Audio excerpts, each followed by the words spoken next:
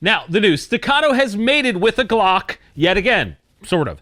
It wasn't that long ago that they released the HD P4, which was their first attempt from a major brand to release a 2011 that uses Glock mags. At the time, it was a pretty big deal. However, there are a bunch of other brands that have been doing that in a 2011 thing that doesn't use 2011 mags, and the shine has kind of worn off a little bit since then. Well, now Staccato has released the HDC 3.6, aka a 2011 that has a similar slice to a Glock 19, aka one of the most popular pistol sizes on the planet. This gun has a lot of the same features as the P4, just smaller. Like a 3.6-inch bull barrel, aluminum frame, it now takes 15 round mags, and it only comes with 2 of them, which is bonkers considering the MSRP here is $2,300.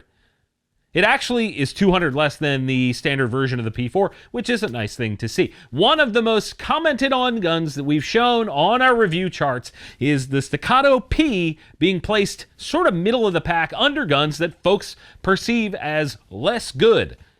And the main reason for that is that the Staccato make a great gun, but it doesn't offer enough value for that price tag. Now, I haven't shot either of the HD series, so I can't specifically say if that remains true for these guns, but the real point here is that it's interesting to see one of the most prolific 2011 brands making a gun with a Glock mag. I'd love to hear your thoughts on this one down in the comments. Does it get you excited for the future from them? Are they going to do other mags? Are they going to do other interesting stuff? And do you want to see our full review chart broken down by category somewhere on the internet? Sound off below. Welcome back to another episode of the Gun Collective News. I am John Patton. Hello, it's good to have you here. We have been chugging along to 500,000 subscribers on YouTube. And that is all thanks to you guys. I really appreciate you all supporting us and helping us achieve that massive goal, because we absolutely, literally could not do it without you. If you're new around here, all you need to do is hit the subscribe button to show your support. And when we hit that goal, we're going to do something pretty rad for you guys. Moving on, this time to some affordable gun news. Canik has brought back the 1 series. In order to drop the prices even more than they already are, they say they've simplified the accessory package without some of the extra fluff you don't want or need in the box. And now the guns featured in the 1 series are the Meat SF and Meat SFT. I know that it is pronounced Mete, you neckbeards in the comments, but I like to make myself giggle. It's a meat gun. It's fun. The SF has a 4.19-inch barrel, takes 15 round mag, and it only comes with 1 of those. Boo. And the slide is cut to accept RMR/RMRCC and RMS/RMSC optics. That is really nice. And even super nicer than that is the MSRP of $325. The SFT is very similar with a 4.46-inch barrel, 1 18-round mag, and the same optic cut. It also has that same $325 MSRP. I'll tell you what, guys, with the exception of not enough mags in the box, this is outstanding value. When Canik first hit the market years ago, I thought, oh boy, here's some more Turkish junk, another Turkish junk gun. But these guys have seriously changed my mind as a brand by repeatedly bringing good guns to market over and over and over again. Next up, we're going to fire up the minigun and start blasting through a bunch of new stuff this week. Anybody else just picture themselves with a minigun? Just, that'd be so much fun. EAA just released a new optic-ready version of the Brat Witness 2311. It has a 3.4-inch barrel, 17-round mags, and now sports an unspecified optic cut. Because why put that pattern on your website, right? EAA, am I right? It's not even in the manual for the gun. Come on. It is in the press release, though, and it says it's an RMSC pattern. We'll see if that's actually true. MSRP is $789 for that. TriStar Arms is importing a new Glock 19 clone called the APOC, APOC. It's got a 4-inch barrel, 15-round mags, fiber optic sights, and appears to not have an optic cut, which is a massive mistake. MSRP is $359 no matter which of those 4 colors you get. Beretta announced that they actually have the Manurin revolvers now. They exist in the US now. All of them are the MR73 in different flavors and range in MSRP from $4,179 up to $11,000. Good Lord. I've heard they're really nice, but wow. SK Guns has a new one on their Saints series called the St. Jude. It's one of 500 Colts in 38 Super that's been turned up with 24 karat gold accents, the green Kieranite grips, and an MSRP of $2,700. Thompson Center has a new muzzleloader on the market they call the Triumph. They say it has high-end features for a value price. And with an MSRP of $800, I think they're out of their minds calling that a value-priced muzzleloader. $800. Come on now. Come on. I love seeing TC return to glory, but that's not even close to a value price in my mind. I'm also not into muzzleloaders, so maybe I'm full of shit. I don't know. And PSA has a new M16A4 clone with a 20-inch 5.56 barrel and a 1-7 twist, all with the classic quad rail, old school stuff, the carry handle, the big old stock. $650 MSRP on that. Whew. That is a lot of new stuff this week. I love this time of year when we're starting to see more and more new guns coming out as we ramp into the end of the year. It's like we have this big burst at the beginning of the year. Then we have all the new stuff that comes out at GunCon in the middle of the year. That's pretty rad. And now this sort of late year pickup that we see. I'd love to know what stood out to you the most this week so far, and what is the most interesting new product that you've seen this year? Sound off in the comments. And while you're doing that, let's hear from this week's sponsor, Wooks. The new Wooks Bravado furniture offers a blend of modern and classic for your lever action. The stock has an adjustable cheek riser, the front end has checkering and flared ends for grip, and then you have M-lock on the handguard and on the stock. I personally love the blend of that walnut wood furniture with the modern styling and all the other accoutrements here. They're doing these for both Henry and now even Marlin lever guns, so you could be set up just about no matter what with the new Wooks Bravado stock and handguard. Transform ordinary into unforgettable. Big thank you, as always, to Wooks for supporting TGC. We've been working with them for a while. That's awesome.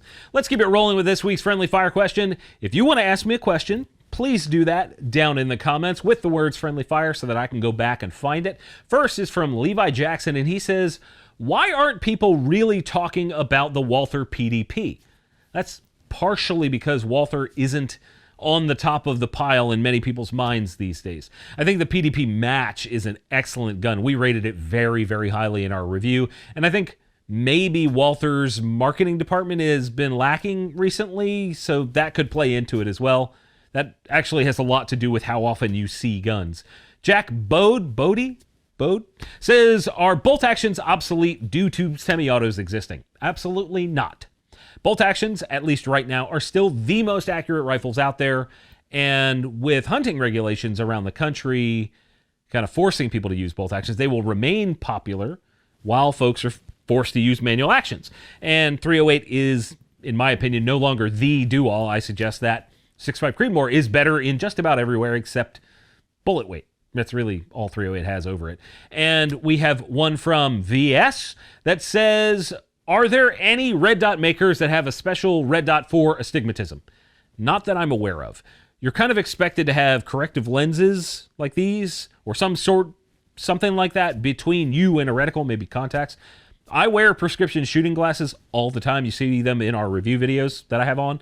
I wear that because of that and several other reasons. And Ed Wong over on X, go follow us over there if you haven't. He wants to know what I would use for drone defense. It depends on the scenario, but shotguns are great for that in theory. Or I spoke with a company called Robo Rounds on a podcast a long while back, and they have some amazing anti-drone stuff going on, like a projectile that opens up and frags this powder into the... Super cool. Go watch that. My friendly fire question to you guys this week. Do you think that off-body carry, in a bag, is viable these days with the rise in well-thought-out bags, like bags for EDC carry? Or do you think that it must be on your person at all times? I want to hear your thoughts. You know the drill. Answers below. In gun industry news, we got a few things going on. First is that FN America has announced that they're having the DoD test some new weapon systems in an interesting category. They're called the LICC, or Lightweight Intermediate Caliber Cartridge, IWS and AMG, with the IWS being the individual weapon system and the AMG being the assault MG. The more interesting thing is that they're chambered in a cartridge called 6.5 by 43. I had to look up what the hell that was because it's not a consumer cartridge. Now, this isn't necessarily brand new, with a record of it being shown several years back in a DMR setup on a post on Reddit. But for reference, 6.5 Grendel is 6.5 by 38. So this is slightly larger than that in certain ways. I'm very curious to see if it'll proliferate into the consumer market. That could be pretty cool. The next-gen squad weapon program with that 6.8 cartridge has rumors of poor performance swirling around, so maybe the DoD will start looking at other options again. I don't know. I don't know if that's true. I'd stay tuned to something like Soldier Systems for that kind of news myself. Shout out to Soldier Systems. Great website. Go check it out. Also in industry news, Live Free Armory has filed Chapter 11 bankruptcy.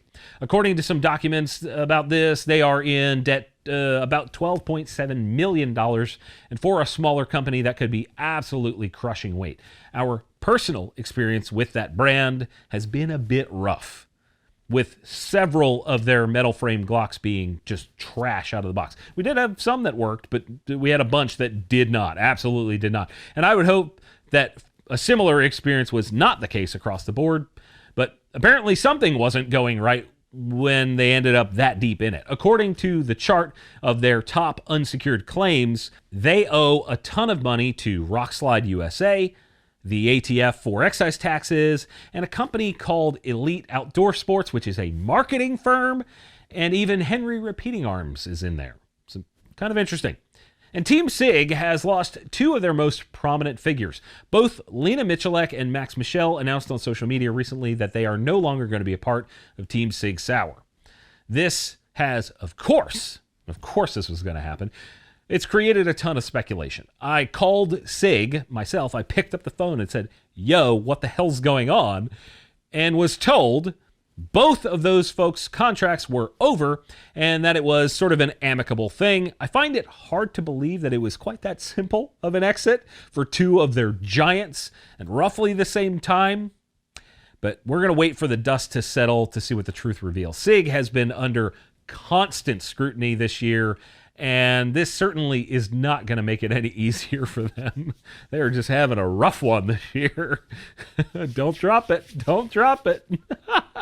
I'm joking, of course. And that concludes this week's episode of TGC News. If you're looking for more of the latest and greatest from the gun industry, please check out more of our content by clicking on more of our content. And if you are not as cool as the people that click on our content, please get the hell out and do not let the door hit you in the butt cheeks.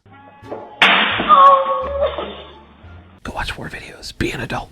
Do whatever the hell you want.